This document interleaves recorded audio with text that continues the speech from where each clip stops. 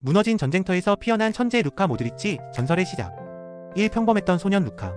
루카 모드리치는 1985년 크로아티아의 자다르라는 작은 도시에서 태어났어요. 그의 가족은 소를 키우며 살았던 평범한 가정이었지만 그의 유년기에는 끔찍한 유고슬라비아 내전이 벌어졌죠.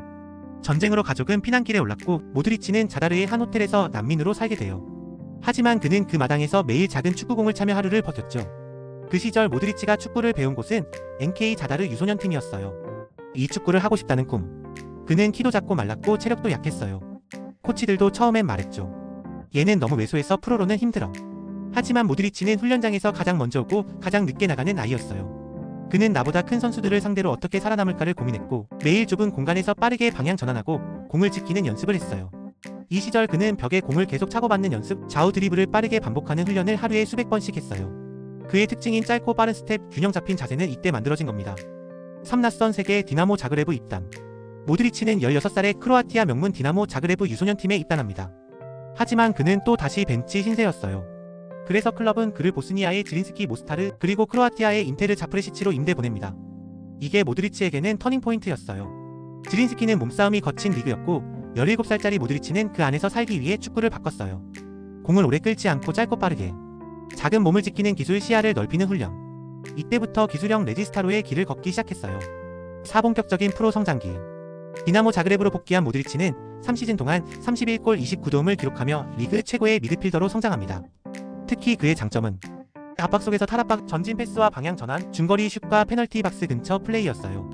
이때 그는 매일 비디오 분석을 직접 했고 상대 수비수의 움직임을 메모하는 습관도 있었죠. 토트넘 이적 앤드 프리미어리그 적응기. 2008년 그는 잉글랜드 토트넘 호스퍼로 이적합니다. 하지만 초반엔 몸싸움에서 밀리고 실수도 많았어요. 당시 평점은 평균 이하였고 프리미어리그에 안 맞는 선수라는 평가도 받았죠. 그래도 그는 매일 체력 트레이닝과 프리미어리그 속도에 맞춘 플레이를 반복했고 감독 해리 레드넵의 전폭적인 신뢰 아래 3시즌 만에 팀의 에이스로 떠오릅니다. 6. 레알 마드리드 이적 앤드 거센티나. 2012년 모드리치는 레알 마드리드로 이적하지만 처음에는 최악의 영입이라는 조롱을 받았어요. 심지어 스페인 언론이 그를 올 시즌 리그 최악의 선수 TOP10에 올리기도 했어요. 하지만 그는 묵묵히 훈련했고 매 경기 조용히 그리고 확실히 경기 흐름을 바꾸는 미드필더로 변신했어요. 이 3시즌 후 그는 레알 마드리드의 심장이 됩니다. 7. 크로아티아의 전설이 되다. 2018년 러시아 월드컵. 모드리치는 조국 크로아티아를 사상 첫 월드컵 결승으로 이끌고 개인적으로는 발롱도르 수상이라는 꿈같은 순간을 맞습니다. 그는 메시와 호날두의 독주를 깬 최초의 미드필더였어요. 팔 작지만 위대한 선수로 남다. 지금도 모드리치는 레알 마드리드에서 뛰고 있어요. 그의 체구는 여전히 작지만 그가 주는 메시지는 누구보다 큽니다. 크기가 중요한 게 아니야. 마음이 얼마나 큰지가 중요하지. 하루에 조금씩만 더 열심히 하면 언젠간 반드시 보상을 받게 돼. 유소년 선수들에게 주는 진짜 메시지. 지금 키가 작고 지금 체력이 부족하고 지금 경기에 못 나가고 있어도 지금 루카 모드리치도 같은 길을 걸어갔어요.